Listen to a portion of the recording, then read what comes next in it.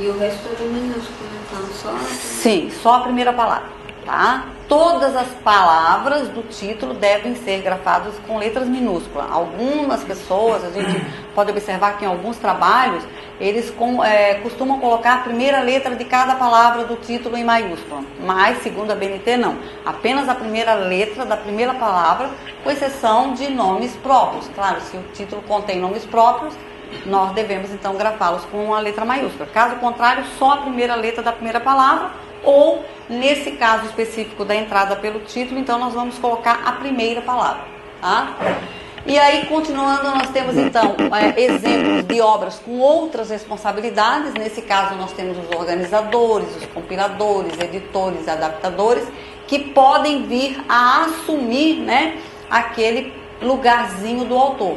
Então, na verdade, ele é o responsável pela obra. E aí a gente já falou um pouco que normalmente são obras coletivas, vários autores contribuíram para a conclusão daquela obra, mas tem um organizador, tem um responsável pela obra no todo. Então, nesse caso, a obra tem entrada por esta pessoa, esse organizador, esse coordenador.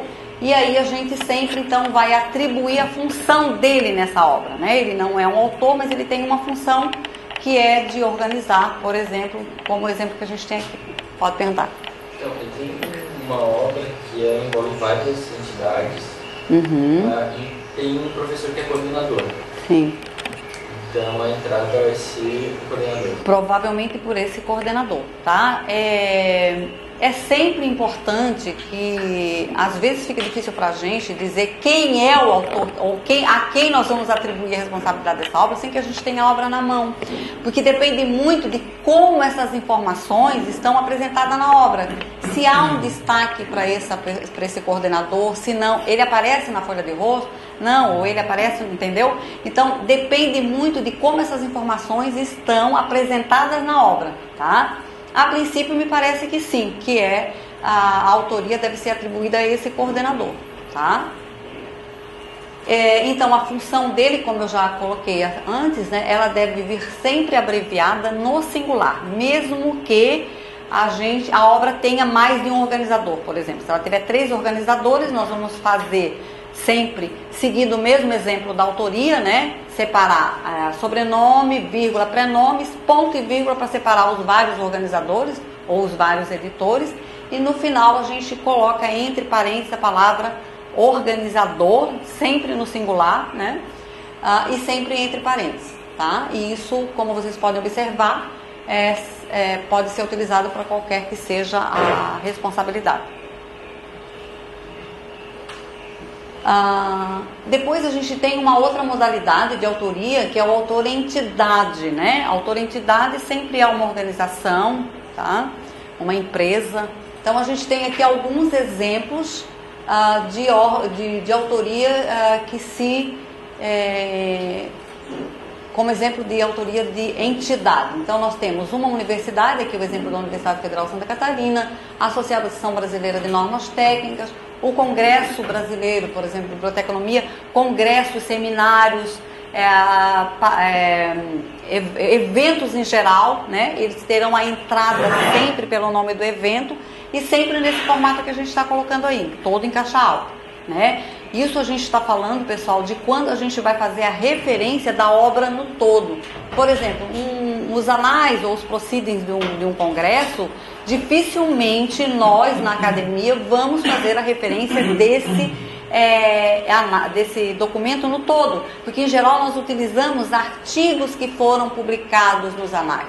Então, na verdade, a gente vai fazer a referência dos artigos que estão naquela obra, que são os anais ou os proceedings. Então, a forma aí de a gente fazer a referência é um pouquinho diferente e vai aparecer mais adiante, tá? Aqui a gente tem a entrada da obra no todo, mas em geral, como a gente utiliza muito mais artigos do que a obra inteira, a gente tem uma outra formato de apresentar essas referências.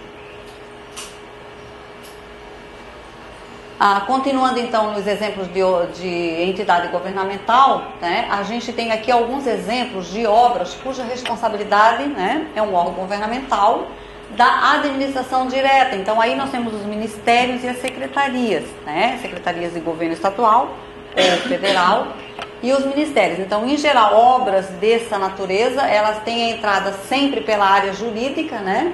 Pela jurisdição geográfica a qual ela pertence, porque eu posso ter um Ministério da Educação no Brasil e tenho o Ministério da Educação na França, dos Estados Unidos, Portugal.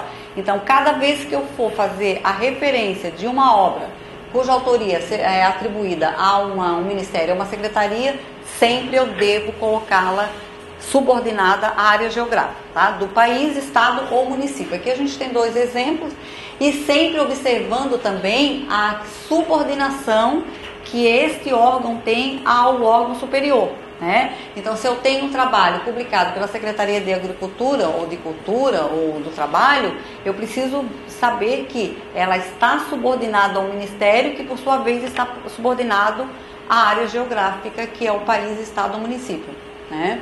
Isso para para órgãos, né, ou para entidades governamentais da administração direta. Para outros exemplos que nós vamos ver aqui, não necessariamente a gente precisa dessa subordinação à área geográfica, que é, por exemplo, esses casos apresentados são as entidades que são homônimas, né, cujos nomes nós vamos encontrar em diferentes partes, né, em diferentes localidades, o mesmo órgão, a mesma entidade com nomes idênticos. Nesse caso, nós vamos utilizar a área geográfica, como vocês estão observando, para fazer então a distinção. Nós temos então exemplos aqui de órgãos ou entidades, que são também algumas entidades governamentais, que no entanto a gente não usa aquela subordinação, né, ao órgão, à área geográfica. Pelo contrário, a gente usa a área geográfica no final, né, ou após o nome, entre parênteses, mas apenas para fazer essa distinção, né? Então a gente tem 2 exemplos aqui, um exemplo de Biblioteca Nacional, né, obras cuja entrada nós faríamos pela Biblioteca Nacional, e o outro exemplo, Colégio Dom Bosco, mas a gente encontra exemplos variados, né?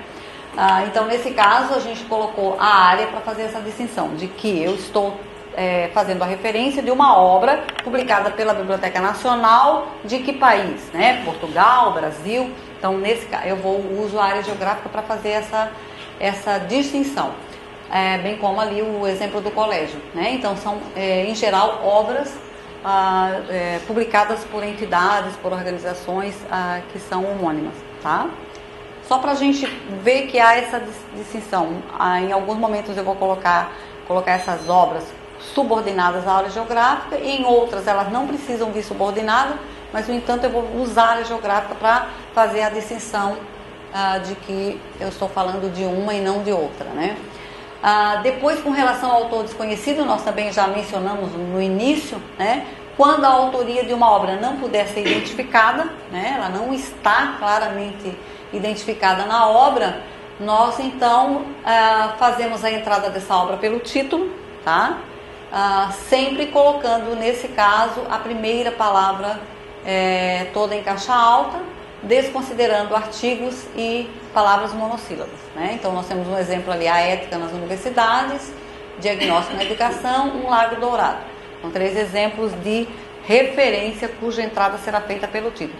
Tudo isso, gente, nós precisamos ter sempre a obra em mãos, que é para a gente ver como esses elementos aparecem. Em geral, essas obras elas têm um destaque na folha de rosto, o título ele está bastante destacado, ele está com a fonte a letra em tamanho maior, não aparece, né, uma autoria, né? Então sempre a gente tem uma forma para identificar que realmente essa obra não tem uma autoria destacada, tá?